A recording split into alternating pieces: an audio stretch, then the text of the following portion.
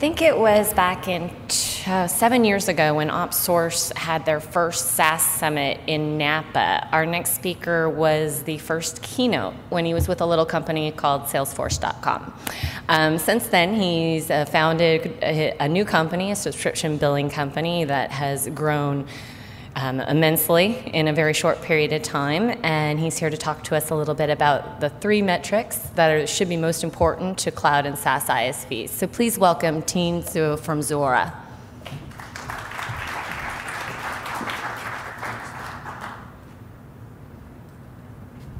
Thanks, everybody. How many people here are SaaS, would consider themselves a SaaS company? A little hard to see with the light, but just going to get a sense.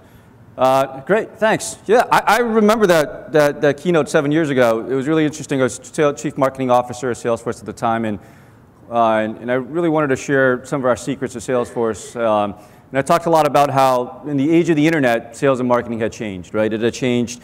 You know, you needed now a 2-tiered sales model where you had lead qualifiers and people that closed deals. You had to really invest in search and content. I talked about the addition strategy being very, very important, something that you just saw in the previous presentation. I talked about the need for focus on customer success and customer evangelism and the different role that events would now actually play in today's world, or the world of the internet, where if you get all your information online, what's the role for events in that day and age? And if you look at that, a lot of those practices were really became standard practices in the SaaS industry. You know, every company I talk to, they have a lead qualifier team as well as a closed, sales team, right? They do events, they focus on customer success, they try to do different editions and different packages, and it's great to see a lot of those concepts really seed the marketplace. What I want to talk about today was really something a little different. It was something more around business models. And we're starting to see that the whole concept of a business model for a subscription company or a SaaS company is very, very different. I want to talk about some of the implications of that hopefully will permeate the industry just as much as some of the best practices in sales and marketing did. And so we're all here today because we know that SaaS is now the dominant model, right? And that something happened 1.5 years, 2 years ago, even in the Fortune 500 enterprises, right, in the CIO departments there, where 3 years ago, the instant reaction if you wanted to buy an application was probably still to go for software versus a on-premise model versus a SaaS model. And something happened 1.5 years ago where I think in the Fortune 500 IT CEO boardrooms, they're saying, yeah, if you're going to do something, why don't you go with the SaaS model? Go see if there's a SaaS model first before you actually buy the software model. And we're seriously seeing that come around, where SaaS is really the dominant model. And it doesn't make any sense to buy software anymore. It makes more sense to subscribe to services. We're actually seeing that this is not a trend limited to technology or software, right? And it's not just limited to CDs or computing power, but we're actually seeing across all these different industries that a version of the offering that you can subscribe to is now replacing where it's something that you had to purchase. You can now subscribe to Zipcar versus buying a car, right? You can subscribe to music versus buying individual songs. You can subscribe to movies. You can subscribe to content, and so on and so forth. And so we think actually that this business model that we invented in the SaaS industry, right? And we didn't exactly invent it. There were telecom companies that certainly used it, but we invented it for this sector, the software sector, is actually happening all across. And we call this a subscription economy, and we're seeing this really, really across the board. And this is something that's really, really different. It's so different that we think that, in 20, 30 years, when you look back, you'll see that there was a 20th century business model that was a manufacturing-centric business model that was all around shipping products. How many pens can I ship? How many Bic shavers can I ship? How many cars can I ship? How many iPads can I ship? And instead, now it's about the customer. It's about the customer saying, how many customers can I have? I rethought what I do as a service now that consumers or customers actually subscribe to. Okay, and so what I really need to do is not care about how many products do I ship or how many units do I ship, but how many people are using my service, how many customers are using my service, how many did I start off the year with, how many did I acquire, how many did I lose, and what's the revenue per customer. And this is a very, very different business model, right? How you price your products are now different. In the old world, you price it as a SKU, right? Here's a SKU, here's a price per SKU, how many units do you want, maybe I give you a volume discount, I ship it, and I'm done. In the new model, whether you're looking at, there's 4 screenshots here. One is of Salesforce.com, one is of Netflix, one is of Ning, and one is of, I think, T-Mobile, a cell phone plan. And they all kind of look the same, even though these are very, very different services. They're all plan-based. They're all plan-based. They all have different options for customers to subscribe to. They all have different fees. Some of them are monthly fees, quarterly fees, usage fees, overage fees, prepaid fees. But it's very much a plan-based approach to pricing with a different set of fees, and the fees have different characteristics. Commerce is very different, right? Where before it was pretty simple. Give me 5,000, units. I put it on a pallet. I ship it. I invoice you for it, and I'm done, right? I recognize the revenue, then I'm done. In the new world, where it's a long-standing relationship, and you're engaging with the customer in the context of a long-standing relationship, commerce is now very, very different. And the example we sometimes point to is the New York Times, right? When I call the New York Times and I say, I'm going on vacation for the next 2 weeks, can you stop my delivery? Well, there's all this transaction, all these systems in the background around billing and payments that have to react to that type of request. So your customers are constantly asking you for changes in how they engage in that relationship with you. And your whole commerce system in the background is not about shipping the product, but it's about rearranging your ordering, your billing, your payment schedules in order to match that customer request. And so we talk a lot about that. But the third thing that I want to talk about today was this whole concept of finance. Finance is actually completely different in the subscription economy. Because in the old world, when you said you made $100, that's kind of a backward looking, I made $100, right? It was a one-time event. But now you all know that your customers are annuities. You expect them to give you revenue. You expect them to collect cash from them over time, right? And that becomes a really, really important thing. And the whole business model that you have is really, really different. Whether you look at an MRR or ARR or QRR, right? For this example, we'll use ARR, annual recurring revenue. What you do is you start off by saying, I have an annual recurring revenue. I'm going to churn some of those away. I'm going to acquire new ARR through new customers or upsells to existing customers, and I'm going to wind up at an ARR level, right? For you, those of you guys that run SaaS businesses, you don't care about the one time as much, right? Your board is asking you, what is your MRR? What was the last quarter? What is it this quarter? What did you do to get to it? And what are the costs associated with that? Now, here's the problem. And there's so many SaaS companies, I'm sure this relates. When you look at your traditional income statement, it doesn't capture this element of the business, right? The traditional income statement is, here's how much money I made. Here's the allocation of costs over the last year against that revenue, and here's kind of how it breaks out, right? And it doesn't really talk about ARR, it doesn't talk about churn, doesn't talk about growth, right? And so there's really two big problems associated with today's financial systems. One is that they're backward-looking. ARR is a forward-looking concept. I will make $100 this year, right? Not I made $100 in revenue last year, right? And the second thing is it doesn't really separate one-time revenue and expenses from recurring revenue and expenses. And these are completely different, right? If you're going to have $100 over 8 years, you take the NPV value of that, that is nothing like $100 that's a one-time fee, right? And whether you're talking about revenues or expenses, it's very, very different. And so this whole concept of finance has to change to really accommodate these things, right? Because instead of looking at units, you're looking at customers. The metrics that you want are completely different. And so we're actually proposing that we need a new income statement. We need a new financial model. We probably need new balance sheets too, but let's just focus on the income statement. We will actually think, instead of saying that I made $100, let's start off with ARR, right? My revenue level right now is $100 a year, which means I will make $100 this year. Well, not exactly. I'll churn some. All right, so I'm probably going to churn $10 in this example. I'll come up with $90. So that's kind of nice. I've got $90 that I can spend this year. What do I want to spend it on? A very different way of thinking about it, right? And well, I got to service the customer, so there's some COGS, data center support associated with that. There's some G&A, right, and finance and administration.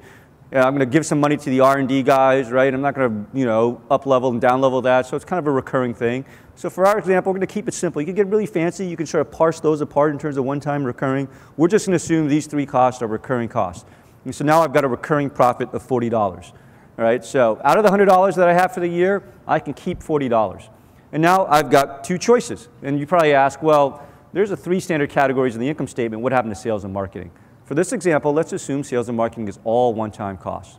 Right, again, you can break it up and say, well, part of my sales and marketing is on existing customers and part of it, but chances are it's like 10% on existing customers, 90% on growth. And so the $40, I actually have two choices. I can actually optimize my company for margins and saying, I want to go make that $10 back, but I'm okay with leaving my ARR flat. That's one extreme, right? In which case I take $30 and I pocket it. I've got $30 of margin. Or I say, let me spend it all.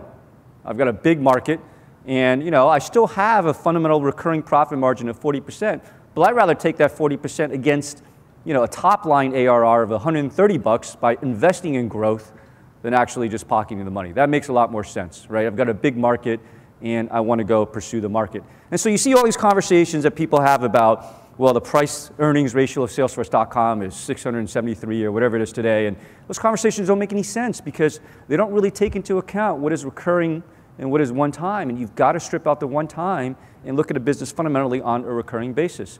And so when you take a look at this and you see a very different ARR, I suspect for the SaaS companies this is how you budget.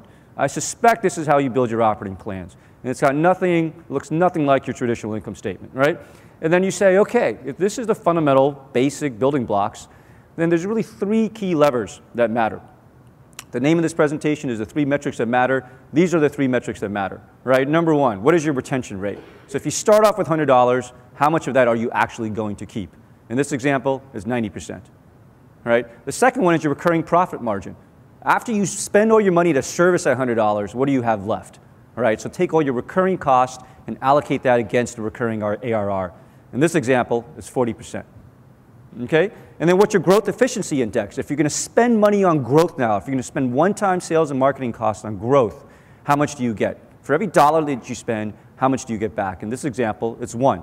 Right? I spend $40 to gain $1 of net new ARR to grow my ARR by $40 in this example. Those three are the only metrics that matter. If you believe in this model, if you believe this, it's a simplified income statement, those three metrics are the only ones that matter. It's retention rate, it's recurring profit margin, and it's growth efficiency. Now, when you look at these three numbers, you can start to plot out sort of extremes from it, right? And so we did, and we said, look, let's assume $100, and let's assume these percentages, and you play with the numbers, and you say, I want a baseline against, a break-even company. You can actually grow your company at 43%. If you could achieve those three model numbers that we threw out there around 40% profit margin, 1.0 growth efficiency, and 90% retention rate, you can actually grow your company indefinitely, assuming the company is big enough, at 43% without having to raise any more money. On the other extreme, let's say you've got a big market, and you're like, I've saturated my market. I'm like the WD-40 guys now. All I do is pay out dividends. All right? You can actually have a 30% operating margin and have a flat company that doesn't grow, but that's throwing off 30% margin. Right? Again, the reality is going to sit somewhere in between. And if you're a small startup, you can actually raise money and go negative, of course, and grow a little bit faster. I mean, that's obviously what we're doing right now, right? But that's the model. And those three metrics really drive the entire model. And so we did this at the start of the year. We had targets for ourselves against these three metrics, and we said, well, why don't we go look at a bunch of other SaaS companies? Why don't we go look at a bunch of other SaaS companies and say, how do we fit? How do we compare to these guys? And so we did that. You got to do a little bit of magic, right? You got to look at these income statements and revenues. You got to back out some of these things. So we took their subscription revenues. We tossed out all the PS revenues, right? We basically said, okay, if their starting revenue here was here, their ending revenue was here, the ARR must have been about this amount. So we guesstimated the ARR. The recurring profit margin, we stripped out all the stock expenses, right? These are sort of fake expenses, and we looked at the real expenses, and we measured that against the recurring profit margin. And then for renewal rates, we kind of took a guess, but we based it on a paper that Tom Ernst at Deutsche Bank wrote about 2-3 years ago, and we took those numbers and we plugged it in. So here's what it looks like. So this is Salesforce. This is Salesforce from 2001 to 2004 against these three metrics. So they took their ARR. Again, these are guesstimates, probably 10% plus or minus, right? Because nobody publishes ARR. But they went from $37 million to $129 to $231 million in their 4 years. Their growth efficiency was pretty good. The renewal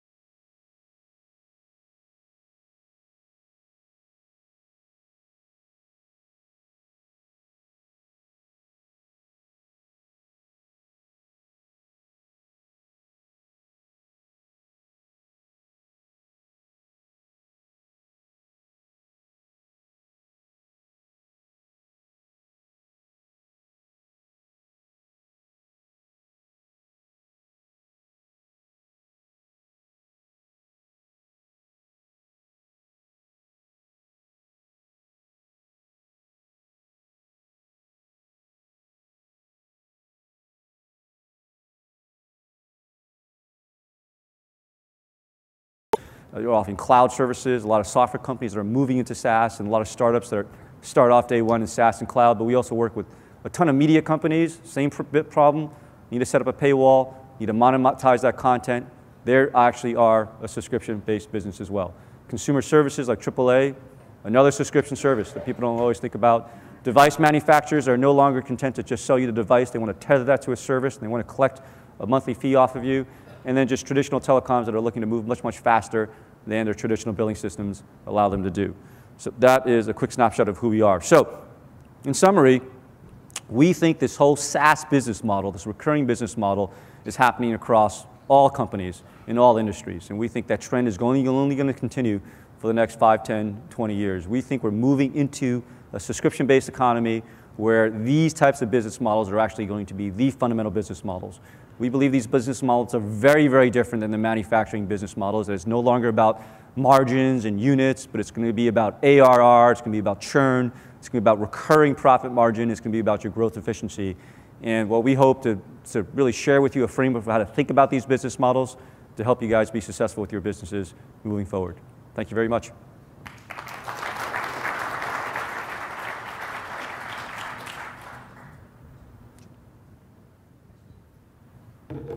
Questions? Great. A little hard to see.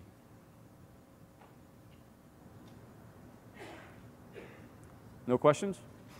Okay, thank you. Nope, one question there.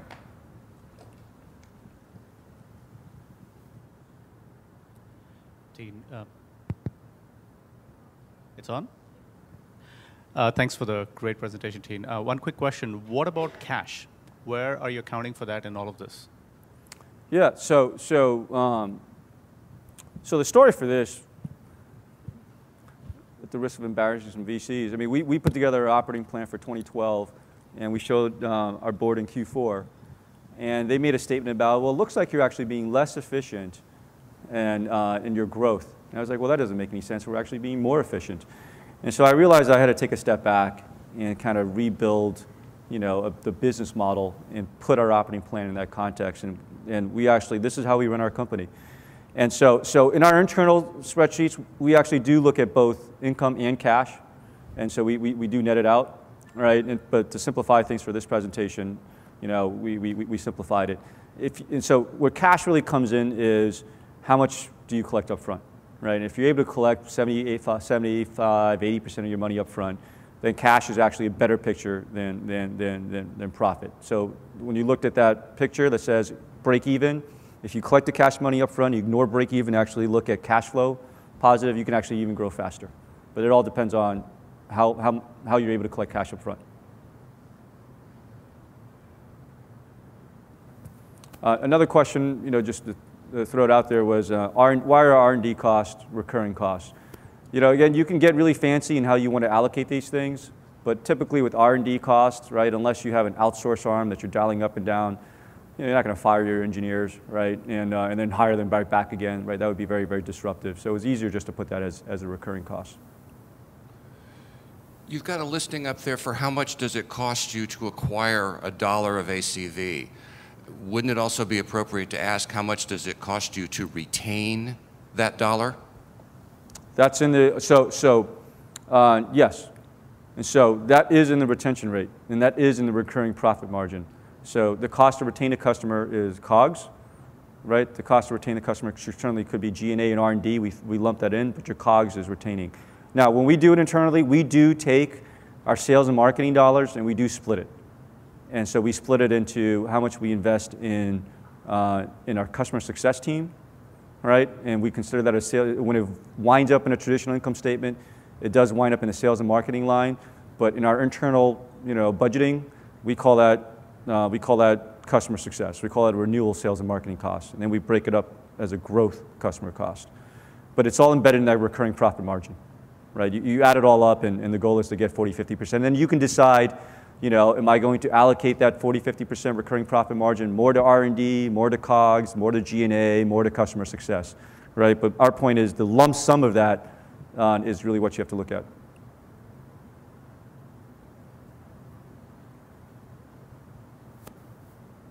Great. Thank you very much.